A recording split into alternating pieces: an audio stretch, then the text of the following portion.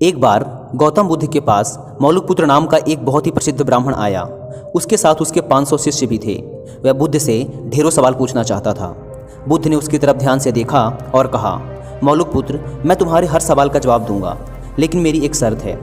मौलुकपुत्र ने कहा, शर्त बताइए।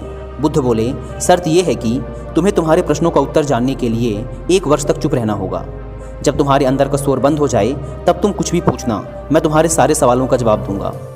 बुद्ध की यह बात सुनकर वहां मौजूद बुद्ध का एक शिष्य, जिसका नाम था सरीपुत्र, ठहाका मारकर हंस पड़ा। यह देखकर मौलुकपुत्र को बड़ा आश्चर्य हुआ।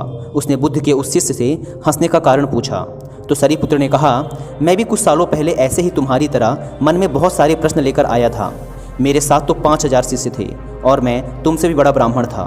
मन में बड़ा अभिमान था कि बुद्ध तो मेरे प्रश्नों का उत्तर दे ही नहीं पाएंगे, लेकिन बुद्ध की शर्तों के अनुसार 1 साल तक चुप रहा और अंत में मेरे पास कोई सवाल ही नहीं बचा।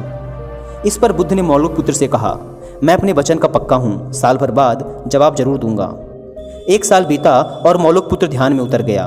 वह इतना मौन हो गया कि मन के अंदर की बातचीत भी खत्म हो गई। जब 1 साल बीत गया तो साल के आखिरी दिन बुद्ध ने उससे सवाल पूछने को कहा। मौलुकपुत्र हंसा और बोला, सरीपुत्र सही कह रहा था, अब मेरे पास पूछने को कुछ है ही नहीं। इस पर बुद्ध ने कहा, अगर हम मन में सच्चे नहीं हैं तो समस्याएं और प्रश्न होते हैं। यह सब हमारे झूठ से पैदा होते हैं, जैसे कि हमारे सपने नींद से पैदा होते हैं। मन की अशांत अवस्था में प्रश्न होते हैं और मन की शांत अवस्था में उत्तर मिल जाते हैं। मन में जब प्रश्न होते हैं तो वह उत्तर ग्रहण नहीं कर पाता। मौन हमें मन की ऐसी अवस्था उपलब्ध कराता है जहाँ हर प्रश्न का उत्तर होता है।